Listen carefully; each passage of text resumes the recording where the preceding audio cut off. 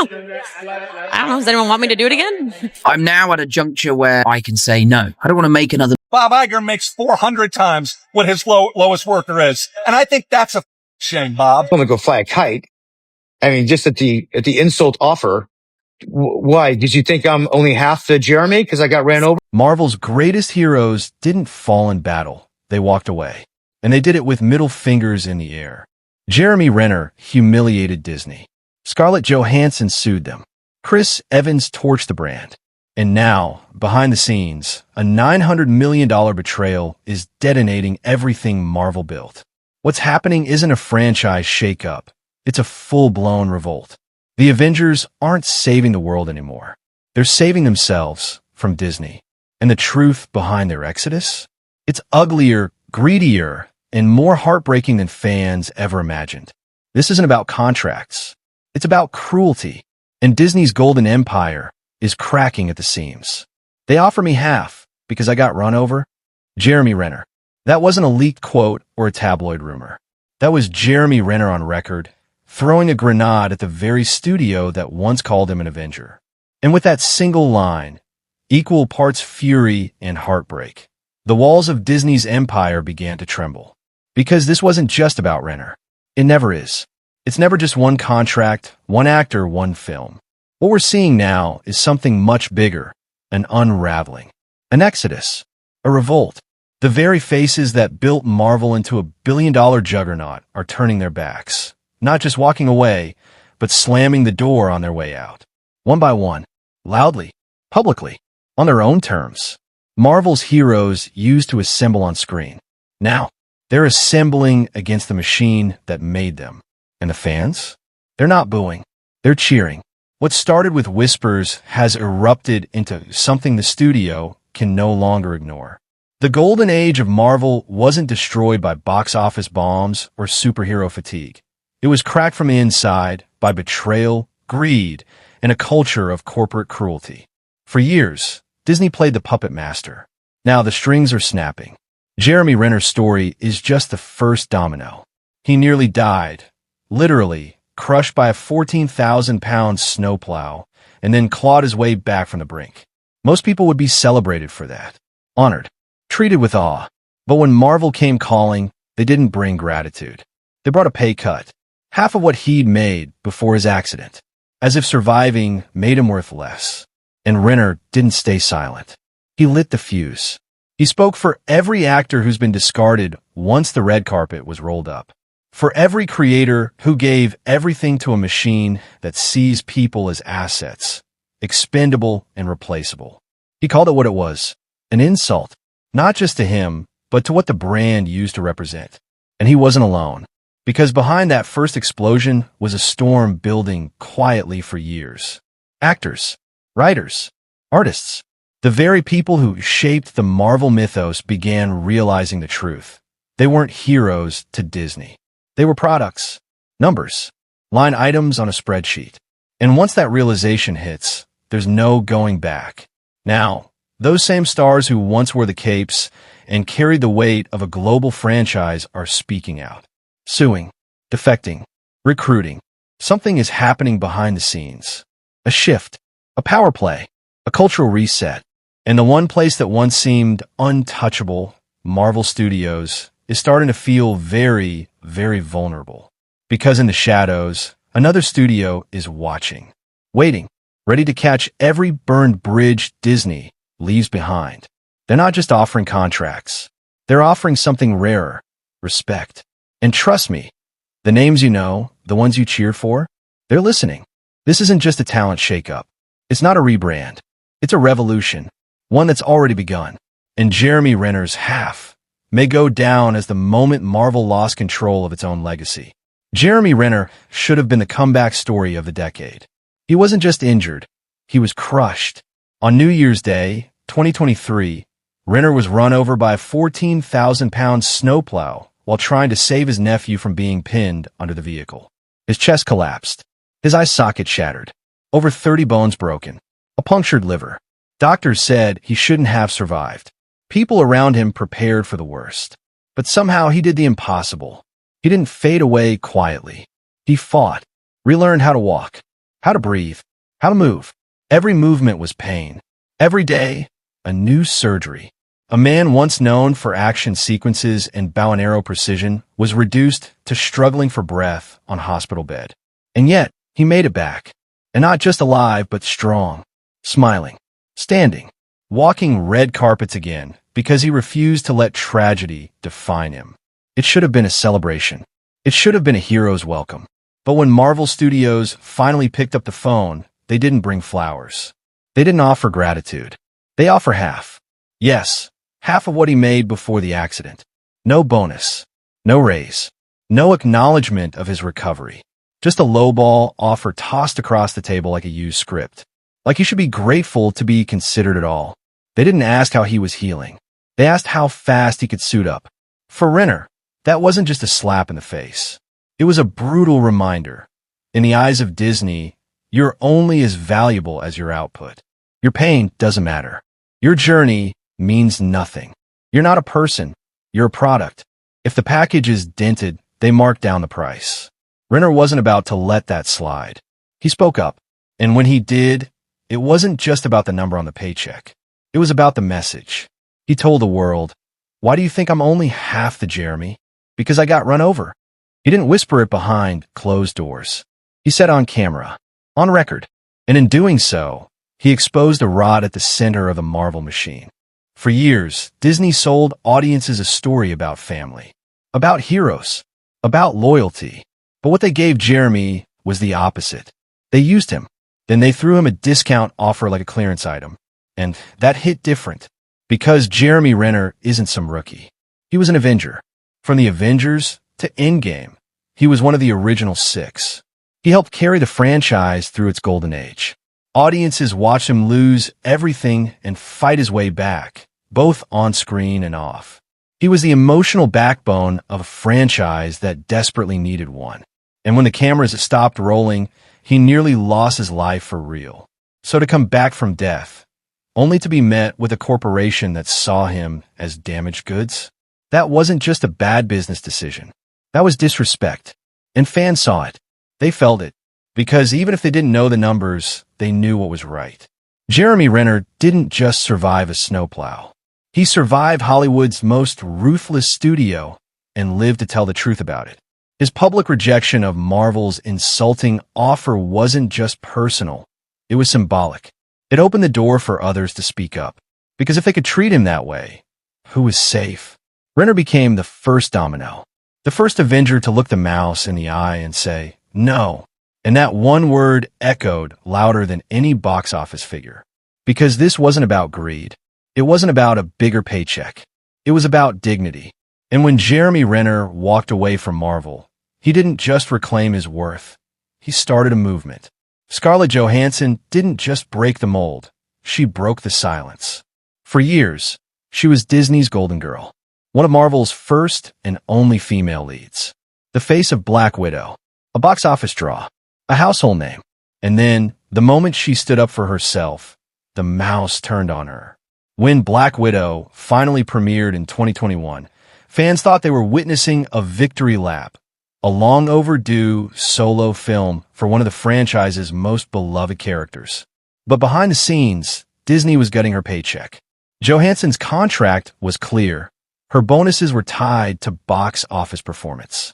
But instead of a theatrical exclusive, Disney dropped Black Widow onto Disney Plus at the height of the pandemic, crippling her back-end earnings without renegotiating terms.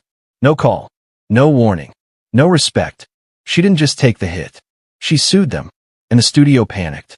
Their response wasn't to take accountability, it was to smear her. Disney's official statement accused her of being callous and insensitive during a global crisis. They framed her as greedy, selfish, and out of touch. It was classic corporate gaslighting. Shame the woman into silence, weaponize public sympathy, and hope the headlines would drown out the truth. But Scarlett Johansson didn't blink. She went public. She called their bluff. She forced Disney into a legal battle they didn't want, because she knew that what they did to her, they could do to anyone. This wasn't about a bonus check. It was about trust, about honoring contracts, about telling the biggest entertainment company in the world, you don't get to rewrite the the rules mid-game. The industry watched closely. Actors, agents, lawyers, every major talent agency took notice. If Disney was willing to pull this stunt with Johansson, a top-tier star, then what did that mean for everyone else? Background players? TV talent? First-time directors? In the end, Disney quietly settled. No details disclosed, but the message was loud and clear. Scarlett didn't just win the lawsuit. She won the war for dignity. And she did it knowing full well that biting the hand that fed her might mean no more invitations to the MCU. She didn't care. She walked away with her name intact. And everyone else? They finally had permission to speak up. While the stars fought their battles in the spotlight, another war was raging in the shadows. One that had been festering for years. Behind every Marvel explosion, every multiverse glitch, every frame of superhero spectacle was a human being working themselves into the ground. Visual effects artists, underpaid, overworked, and invisible, were being crushed under Marvel's impossible deadlines. Not figuratively, literally. Mental breakdowns, panic attacks, entire teams quitting mid-project just to preserve their sanity. In 2023, they'd had enough. It started as whispers on Reddit, anonymous forums, confessions in private group chats. Then the floodgates opened. Artists began going on record, calling Marvel the worst client in the industry. One VFX worker said, "I've seen more people cry in the last year than in my entire career." Another admitted they were working 100-hour weeks, sleeping under their desks, and being pushed to deliver photorealistic effects on timelines no other studio would dare impose. All while Bob Iger, Disney's CEO, was making $400,000 a week. The numbers didn't add up. The math wasn't just cruel. It was inhuman. These artists were the backbone of Marvel's blockbuster success. They made Thanos snap. They built Wakanda. They rendered entire galaxies from green screens and wireframes. And still, they were treated as disposable. And finally, they snapped. Strikes were organized. Studios were blacklisted. Whole teams refused to work with Marvel. It wasn't about money anymore. It was about survival. They weren't just burnout. They were done. Done being the magic behind the mask. Done being treated like interchangeable cogs in a billion-dollar machine. This wasn't a few disgruntled employees. This was a movement, and it was about to collide with something even bigger. As Hollywood's labor movement hit full throttle in 2023, the front lines weren't just union halls and picket signs. They were social media feeds, red carpet interviews, and viral takedowns from insiders who had nothing left to lose. Enter Sean Gunn, actor, writer, and Marvel regular, known for playing Kraglin in Guardians of the Galaxy and being the brother of director James Gunn. But in this moment, he wasn't wearing the Marvel jersey. He was holding a mirror to the machine.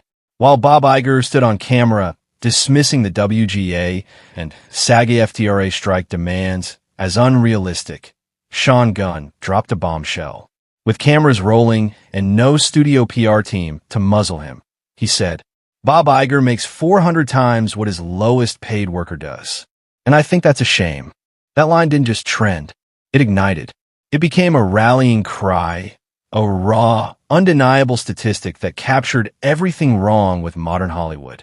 A single man earning millions a month while the people who made the magic begged for basic health care and job security. It wasn't just about Marvel anymore. It was about all of it. Streaming, exploitation, a system where billionaires profited off the backs of exhausted creatives and dared to call it fair.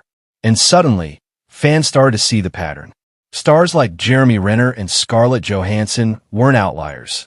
They were early warnings. Sean Gunn's call-out pulled back the curtain. And what lay behind it was greed, exploitation, and a cultural rot that no amount of Disney magic could cover up. While Disney scrambled to patch up its public image and slow the exodus, something else was happening across the lot at Warner Brothers.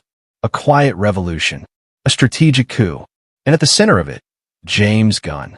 In 2023, Warner Brothers handed James Gunn and producer Peter Safran full control over the DC universe. But they didn't just hand them a franchise, they handed them a $900 million war chest and the keys to the castle. Gunn didn't waste time. He wasn't just rebooting characters. He was recruiting souls. He knew the artists and actors who had been burned by Marvel. He worked with them. He understood who had been disrespected, who felt expendable, who wanted out. And he started making calls. Chris Pratt, rumored to be circling Booster Gold or Green Lantern. Palm Clementif, confirmed for a DCU role. Karen Gillan, in quiet talks. Dave Bautista, already gone, publicly stated he'd never return as Drax. Even Jeremy Renner's name has been floated. And why wouldn't they go? DC wasn't just offering a job. It was offering respect, creative freedom, actual storytelling arcs, a culture built on collaboration instead of exploitation. And all of it was spearheaded by someone the actors trusted, not someone who saw them as liabilities. This wasn't just a rebirth of the DC universe. This was a heist. Gunn wasn't just stealing talent. He was stealing Marvel's soul. And Disney?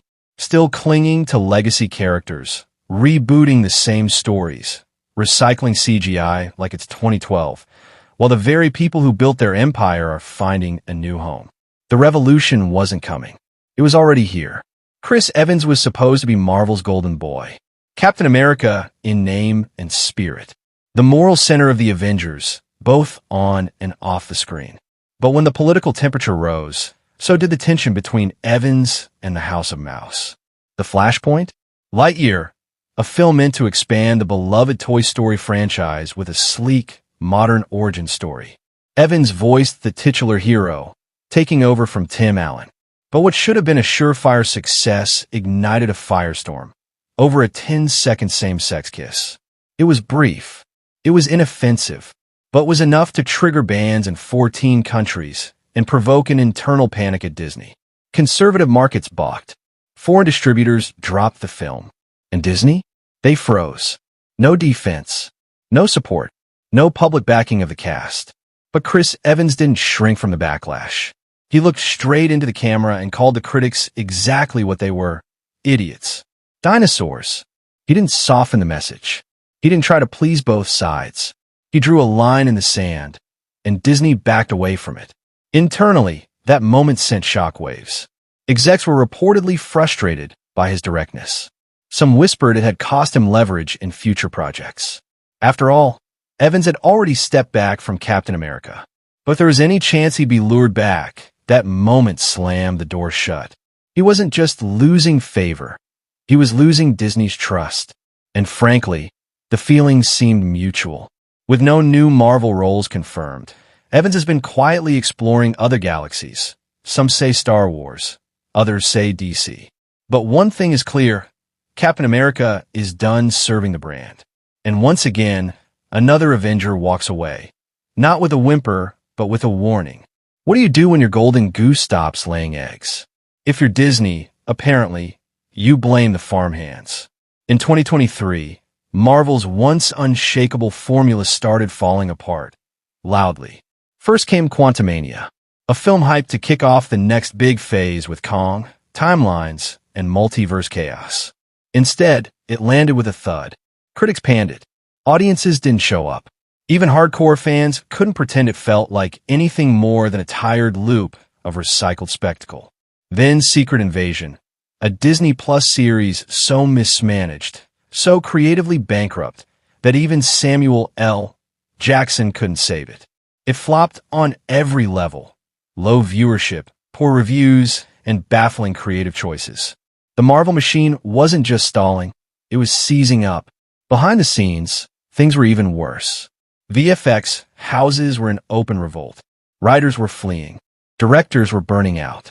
And the execs at the top? They were calling the workers unrealistic. Yes, that was Bob Iger's infamous quote during the 2023 strike wave. While creators begged for fair wages, health care, and basic protections, Iger, the man making $400,000 a week, stood at Sun Valley and told the world their demands were out of touch. That one soundbite became a meme, a protest chant, and a PR disaster. It proved what many already feared.